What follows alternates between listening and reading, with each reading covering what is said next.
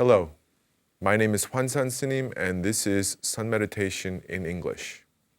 Once again, I will ask that you put down whatever it is that you're doing and whatever has been on your mind until now, put that down too, and let's bring our attention to the present moment, to the here and now, and let's begin our guided meditation together right now.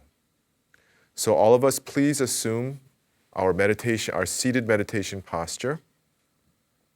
And remember to get all the details right, the hand position, the shoulders, tuck the chin in slightly, look straight ahead, don't let your gaze fall on any object or point in particular, the tip of your tongue against the roof of your mouth. And once we've achieved proper meditation posture, let's now begin our preparation breathing. So together we will inhale, all together, inhale, hold, and then exhale through the mouth.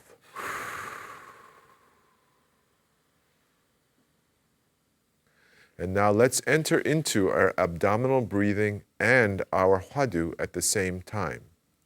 So inhale, hold, and then as we exhale together, imoko. Again, inhale, hold, and then exhale, imoko.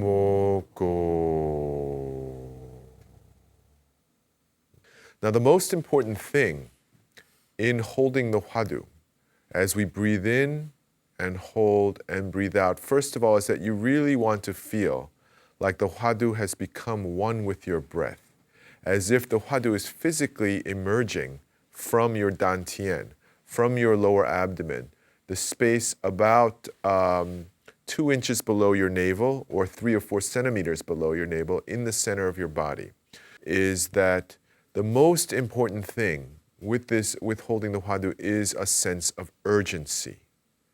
So as we do the breathing, really try to concentrate on what is this to the exclusion of all other things.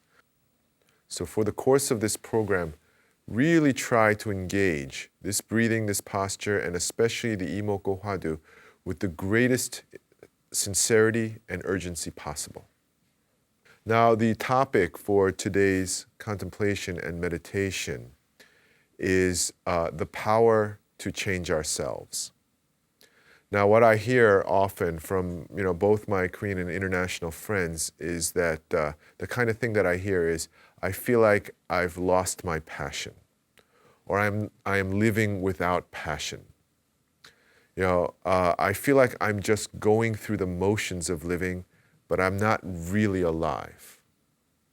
And along with this feeling, almost inevitably along with this feeling, there comes a kind of a feeling of emptiness or sorrow or a sense of loss and regret, although we're not even sure what it is that we've lost or what it is that we're regretting. And sometimes we even feel guilt. And the most amazing thing is that in this sort of age of the image, that we see, we're surrounded by images, and there's so much concern with the image that we present, our public appearance, is that unless people speak up, you really can't tell that they're living without passion, because they look like they are. People have become very good at hiding their negative inner mental experiences, because appearance has become so important. We're no longer allowed in most modern cultures, in both the West and the East, to express any kind of negativity, any sign of suffering. It's almost seen as a sign of weakness or failure. And so people have learned to become very good at hiding this feeling that they're empty and they are without passion.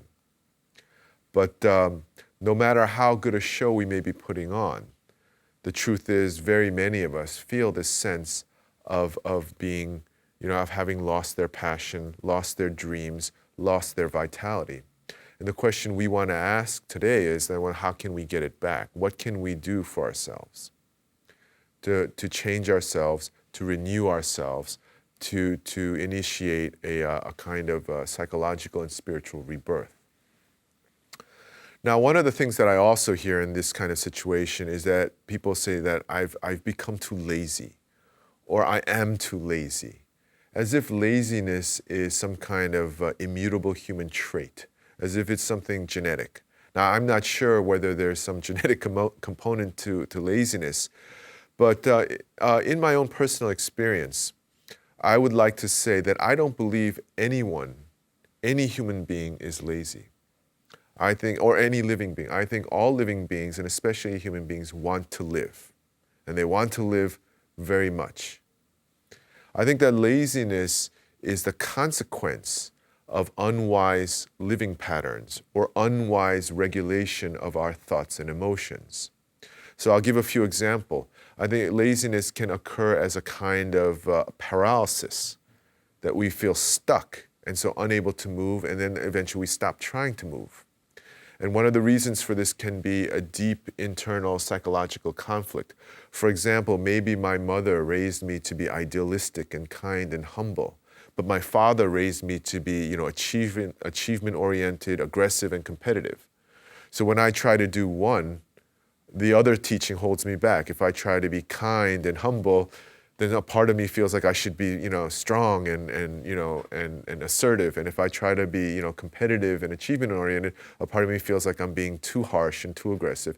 And so we get stuck. And then eventually we get used to being stuck, and we simply get used to this prison that's been created between these opposing forces in our mind.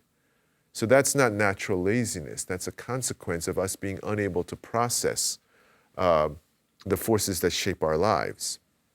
Another example is that maybe we've simply accumulated energy-sucking bad habits, watching too much TV, getting on the internet too much, eating junk food, going binge shopping or doing online shopping, or staying all night on the phone. Now, all of these things have one thing in common, and that is that they offer short-term relief or pleasure, but no long-term solutions. They guarantee that you will stay stuck where you are. And when something keeps you stuck in one position, you eventually stop resisting, and that is perceived as laziness. Another kind of another way in which internal forces can make us seem lazy, can make us live a lazy life, is if we feel a sense that we have somehow failed to live up to our full potential, that we have somehow failed in bringing out the best in ourselves. And then we'll feel this very strange sense of guilt, not that we harmed another person, but that we simply failed to live up to our own lives, our own expectations. And with that guilt will become an anger that's directed at ourselves, and that anger will wear us down and rob us of our energy. So if we think of laziness in this way, that it's a consequence of a series of events and actions that we take, then we don't need to feel like that we're stuck with it, or that's who we are, part of our identity, fixed and never to be removed. Now, in Buddhism, all of these kinds of things, whether it be internal psychological conflict or the accumulation of bad habits, is simply called karma. It's excess baggage. It is the accumulation of negative habits of thinking, feeling, speaking, acting, behaving, and living our lives. And the purpose of meditation is to sweep that karma away. And as I've explained on this program before, metaphorically speaking, we could think of karma as a thick cloud that obscures the sun. So when we simply push the cloud away, sweep it away, the light will come shining through. If we simply learn a way to dissolve these bad habits, then our inner light, our inner energy will come shining through and vitalize our bodies, our minds, and our lives. They will illuminate us. That's the theory behind Buddhist meditative practice. So instead of thinking of ourselves as having negative traits, we can think of ourselves as having self-defeating habits that if we remove them, will reveal our best selves, our true selves, our Buddha nature, our inherent enlightened nature. So how do we go about the business, practically speaking, of trying to change ourselves, change the way we live? The first, obviously, is to begin a daily practice of meditation. Especially if you are stuck in self-defeating negative patterns, repeating patterns of thought and emotion, you really want to start sitting every day. And I've recommended on this program before, if possible, if you could sit once in the morning right after you get up and once at night just before you go to sleep, it can be hugely powerful and transformative for your life and your experience of life. So this is, on a program like this, I'm obviously going to make this recommendation, but it's very important because meditation acts to refresh us, to clear our minds, to cleanse our minds, and bring our attention back to the present moment where life is actually happening. So even though you might expect this kind of talk from a Buddhist monk, nevertheless, I think practically speaking, commonsensically speaking, it's very important that we begin a practice of meditation in our own lives. Now, what I will not do is say that that's enough. I will not say that seated meditation alone is enough. Because if I feel like I'm living without passion, it means that I've taken on a lifestyle that is smothering my natural energy. And so I don't need to just cleanse myself internally. I need to start changing the way I behave, the way I act, the way I conduct my life. So the recommendation that I would now like to share with you in this respect is something that I learned very recently, is that if you want to change your life or to change the way you're living, try to change one of your negative habits that you have a high degree of confidence that you'll succeed. Okay? Now, it can't be too easy. You can't say, I'll wake up every morning or something like that. It has to be challenging and it has to be significant. But at the same time, you don't want it to be so difficult that there's a high risk of failure. So for example, one common thing that people who try this do is they try to quit smoking, or they may try to lose weight, or they may try to get in shape, something like that. And when you do that, the theory behind this is if you change one thing, first of all, you gain the confidence of a win. You've achieved a small level of personal success in your life, and that's energizing. Two is that because of the vitalizing effect of removing one bad habit, you begin to notice all the other bad habits you have, and you begin to address them too. It's like you decided to clean your desk, and after you clean your desk, you realize what a mess your room is, so you clean that too. And then on that momentum, you end up cleaning your whole house. It can start a positive chain reaction of self-adjustment. So this is what I would like to recommend. It's not enough just to sit in the middle of the life that you're already living. We have to take steps to change the way we're living. Otherwise, the way we're living will ultimately smother our meditation. So that's the first thing that I would like to recommend, is get a daily practice of sitting going and then target one thing that's really significant. Now, when you target one thing, I think it's very important that you set concrete, specific, if possible, measurable goals. So don't say, I'll get into shape. It's better to say, I want to be able to run, for example, run this much distance in this much time. Or I want to weigh this much, or I want to have this, this number of inches in my waistline, or whatever it is that you choose. I don't want to make too much emphasis on body image, but it's a place that many people start. But make it very, very clear what you're going to change so that you know when you hit the goal. And you also know when you fall short of the goal or if you slip from the goal. So that's one thing I'll recommend. Now, another thing that I would like to recommend is that as we start changing negative habits in our lives and creating goals for ourselves, that we not make pleasure or comfort one of our goals. To enjoy good food and, good wine because the truth is that pleasure and comfort tend to sap our energy. It doesn't give us energy. It tends to tranquilize us and anesthetize us, especially the kinds of pleasures that are available in modern society. Our attention, our consciousness tends to get murky and scattered because of that. The English professor, the English philosopher Bertrand Russell in the middle of the 20th century once argued that one of the most dangerous things for modern human beings is to be in a state of physical discomfort, physical comfort while being unhappy. Because in modern society, the vast majority of people live in a way that they don't worry about starving to death or freezing to death. So their bodies are basically comfortable, and yet they're discontent, they're unsatisfied, they're unhappy.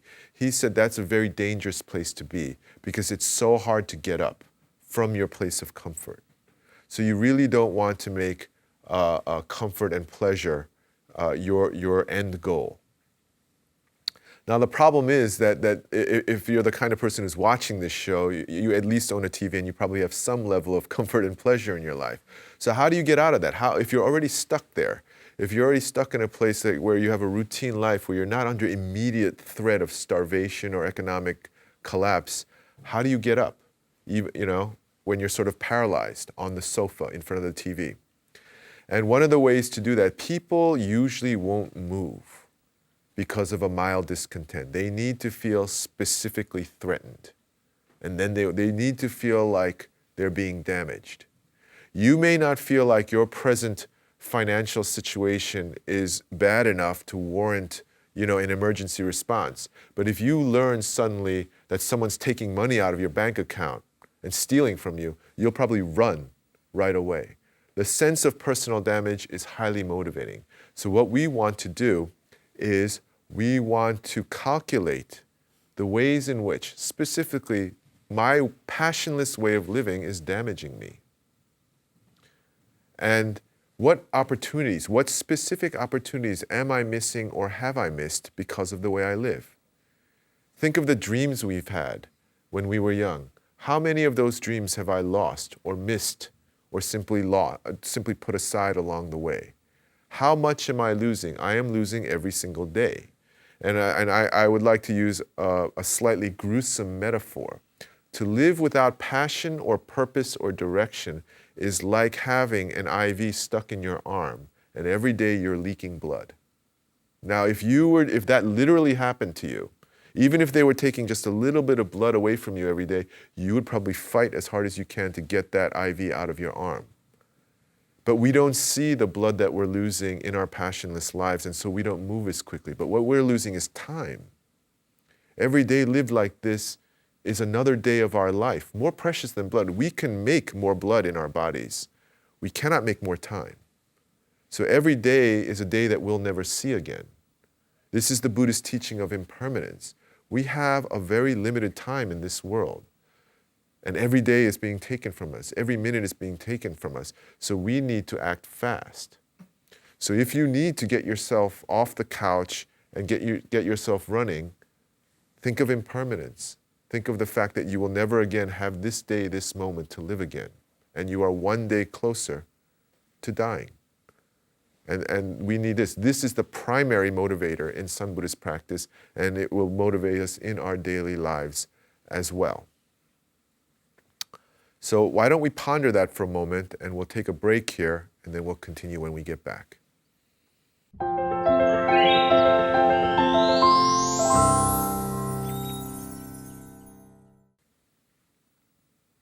And we're back again. So please continue to meditate as you sit here, and we will continue our contemplation of this idea of the power to change ourselves. Now, when we go through the practical steps of changing ourselves, changing our lives, we need to set goals. We need to have some kind of idea or image in our minds of what the kind of life we want for ourselves or the kind of person that we want. And at that time, it's very tempting, especially at this time in our history, in modern society, to think then, when we say goals, we usually think of objects of desire. What can I have that will make me happy? And what we're taught is that if we have a lot of money, if we have a nice house, if we have a good husband or wife, and if we have a good car, if we have these things that make our lives easier to live, then this will make us happy. And what I would like to warn against, now I'm not going to say that those things are bad. We need some level of most of those things for any human being to live. We need, realistically speaking, we need some money. We do need shelter from the elements. And unless you're truly a hermit, you do need to live with your fellow human beings. And even hermits actually have to go down to the market once in a while or use things. It's a very rare person who will build and use everything from scratch. So I think it's safe to say that pretty much every human being needs to be in some form of relationship with other human beings. So these things are necessary. But to think that just having them will fulfill our lives, I believe, is dangerous thinking, because human beings are so intelligent that our minds cannot be satisfied with such simple things. And what we will find, and probably what anyone who feels like they're living a passionless life feels, is it's not what you have. It's what does what you have mean to you. It's a question of meaning, not possession. If you have enough to physically survive, then you have enough to live. But if that is seen as a state, if the meaning of having just enough to live is considered poverty and lack and failure, then you will feel poor. It will mean that you are poor to you, and you'll want to do something about it. But let's say you're a wandering ascetic, like the Buddha was. Then having nothing means that you are succeeding in renouncing secular goals and achieving your spiritual purpose of gaining enlightenment. So it's not what you have, it's what does it mean to you. And so often people who feel they're living lives without passion actually have enough to live. Because if you don't have enough to live, you're going to have a lot of passion trying to get what you need to survive. Okay? So we need to approach the question of meaning. So if we understand that this is a question, that human beings are one of the very few creatures in the world that will kill themselves if they feel there's no meaning in their life. If the thing that provides happiness and meaning in their life is taken away from them, even if they're physically able to survive, many times they'll kill themselves. I don't think we're the only animals that do that. But this is sort of the legacy of our high intelligence and perception, that we crave meaning. Okay? And if we crave meaning, then in trying to change our lives, we need to be careful about the questions we ask ourselves. So often in modern society, when we're trying to decide what we want to do, we ask ourselves, well, what do I want? Our parents say, what do you want to do with your life? As if making a choice is an issue of desire. Now that is I think, a dangerous direction to go in. And I'll give the example of a fairly famous social psychology experiment that was performed many years ago. And in this experiment, these psychology researchers went and found a group of neighborhood children who were playing their favorite game, like soccer or kickball or kick the can. And they would play it for hours. They would go home from school and just play until the sun sets. So the researchers approached them and they said, you know what, how do you feel if we'll pay you? We'll pay you by the hour for playing this game. And the children were overjoyed. They already loved playing the game. They were playing it for free. Now they're getting paid. They can go buy ice cream and things like that. So they started to play it for an hourly wage. And what happened was that their joy and love of the game was completely extinguished. They first used to play for the pure enjoyment of the game. Now playing the game was a way to make money. It was a means to an end. Playing the game was no longer the goal in and of itself, and when it became a means to an end, it became an obstacle to gaining what they really wanted. It was something that they had to do, a chore that they had to do to get the money that they wanted. And this made them dislike the game so much that they were never able to enjoy it again. So we should be careful about trying to get paid for doing the things that we want to do. From the Buddhist perspective, desire is a very unstable form of motivation. It eventually comes to an end. So if we don't ask ourselves, what do we want? What do I want? What should we ask? And I would like to propose that we ask ourselves, what do I believe in? What do I have a firm conviction in? that we ought to build the way we act, the way we behave, the way we live our lives, if possible, our professional careers, around our core beliefs and values. Because that's not desire, that's conviction. In the old language, that's faith. And if you have this faith, it drives you forward in your life in a way that desire never can. And the more you try to achieve your values, the more energy you have. Unlike being paid to do what you like, which tends to sap your motivation. Now, when you work with, when you use your core beliefs as the foundation of your life and as the standard by which you shape your life, one of the great things about it is that the more you do the things that you do based on those beliefs, the more you become the person you want to be. Because your actions are a natural manifestation and reflection and expression of your core values. The more you perform those actions, the more you live up to your values, the more you can stand in front of the mirror and stand in front of your fellow human beings. So this is something that I would like to really recommend, is be very clear on what you believe in what you value. Use those values to create your priorities, and then use your priorities to create whatever plans you're going to need to conduct your lives. Now, the question then can come up, especially I've seen with young people, is that, well, what if I don't know what I believe in? What if I don't have a clearly stated set of beliefs or values?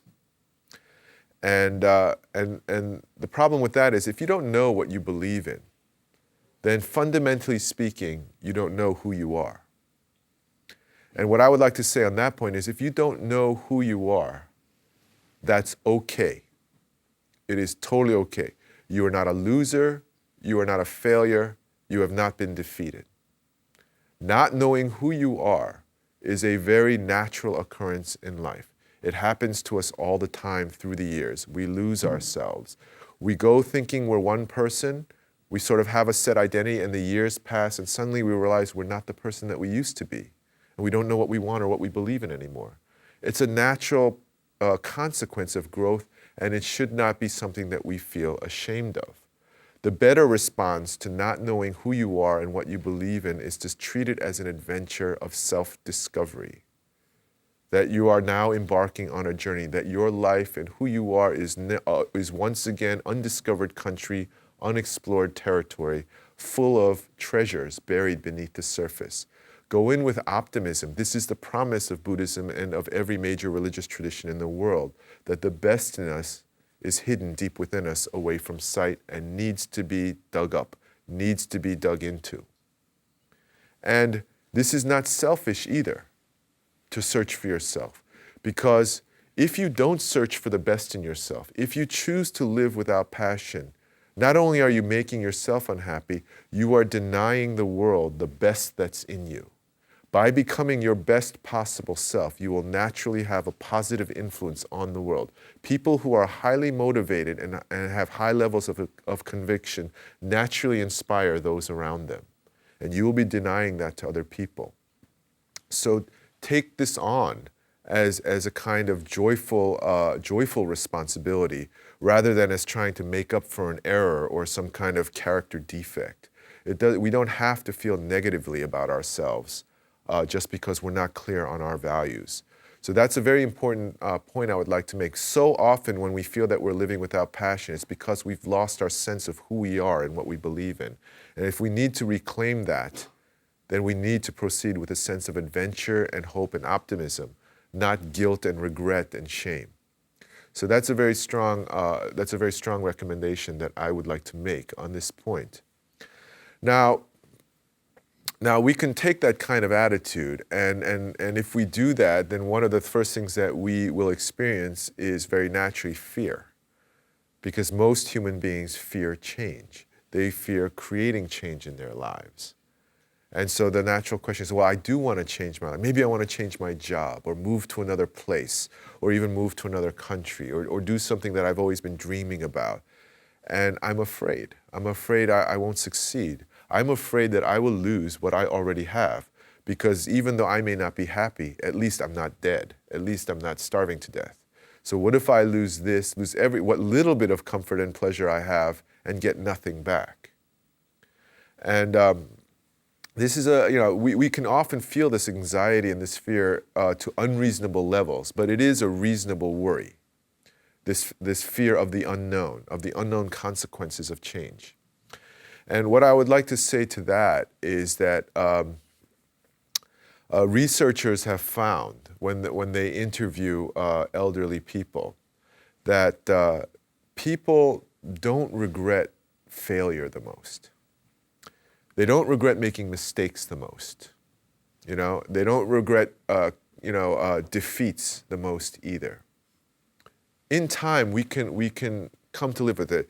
Those things are not pleasant experiences, but in time, we get used to it. We get over it and move on. What people who have lived long lives regret the most is not doing what they believed in or what they really wanted to do. It's not the actions that they undertook that they regret the most. It's the actions that they were too afraid or too distracted or just never got it together enough to do. It's the life unlived that's regretted, not the life that you've already lived. So that's a very important thing. We deny ourselves a life that we could live by living a life that we don't want. And that will be the supreme source of regret for all of us. So then how can I avoid this future regret? And some suggestions were made by the people who participated in that study that I just mentioned. And one of them is that if you don't know what to do right now, you can play it safe or you can do something risky. And it's not a game, it's not a movie, it's not always the right choice to do something risky. Maybe you have responsibilities, maybe you have children, Maybe the environment that you're in is just too dangerous to go off on a romantic dream. We need to make a wise choice here. And one of the ways that we can do that is to imagine yourself at the end of life, at a very old age, say 90 years old. Imagine that you're 90 years old and you're looking back on yourself as you are now, at the age that you are now. What choice would you like to look back on? Would you like to look back on the safe choice, thinking that was realistic? What am I thinking? This is the real me. I lived a sober, sensible life. Or do you want to look back on the risky choice, thinking that yes, it depends on who you are. There is no right answer to that. So that's one very useful and practical thing that you can do. Imagine yourself very elderly, at the end of your life, looking back on the choices that you've made. Which choice would you be more proud of? Would you be more happy with? Would you be more comfortable with? Another thing that you can do, and this is reported commonly, is that you can imagine in your mind best case and worst case scenarios about the choices in front of you. And I'll tell a simple story that I read about in this book. There was this German woman, and she was a teenager at the time of the end of World War II. So Germany was in a state of complete, ruin, physically, economically, on all levels. And she was a teenager, and she had this inexplicable desire to move to Canada, which she had never been to. She didn't know anybody there, and she didn't speak any English. And so she was very frightened at her very young age. And so she thought about it.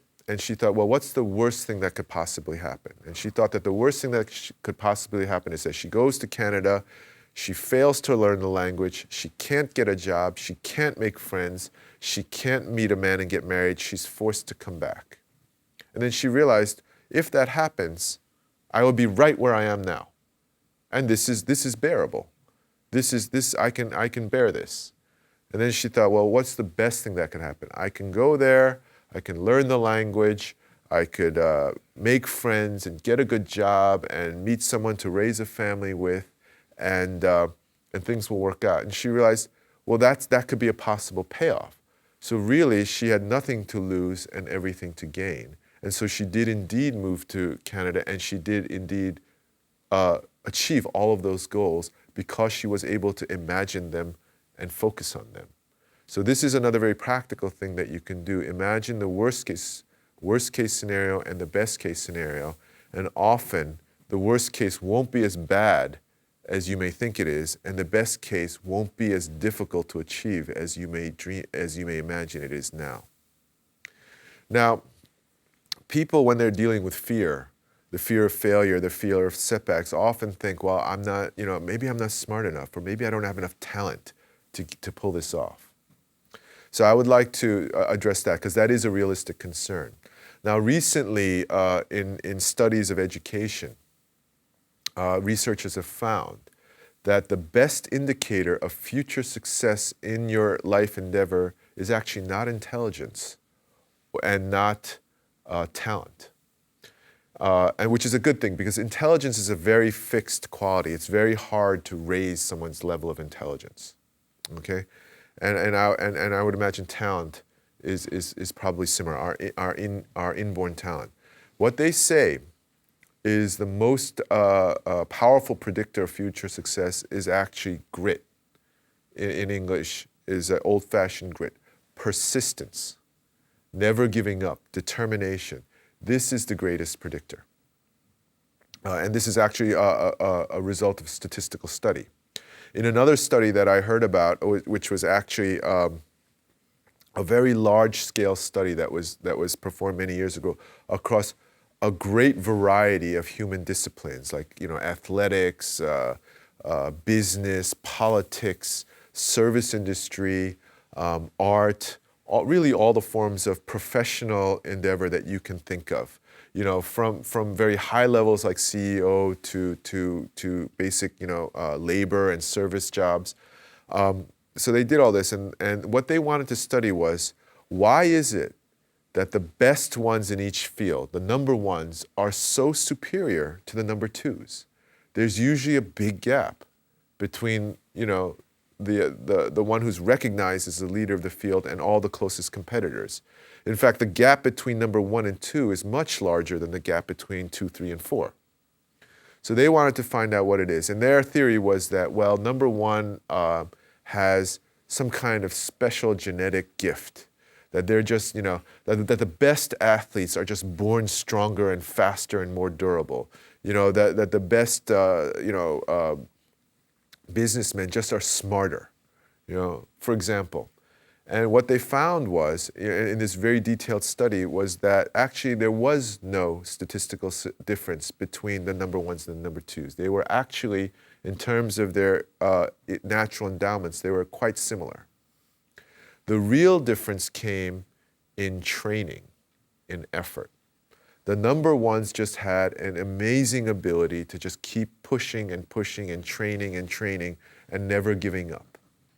This idea of grit, that they could do this, that they achieved their superior levels of ability through persistence and effort, good old-fashioned hard work. So instead of thinking in terms of how much inborn talent do I have, think it's more important to make the decision, I will just keep trying and trying and trying until I get it through.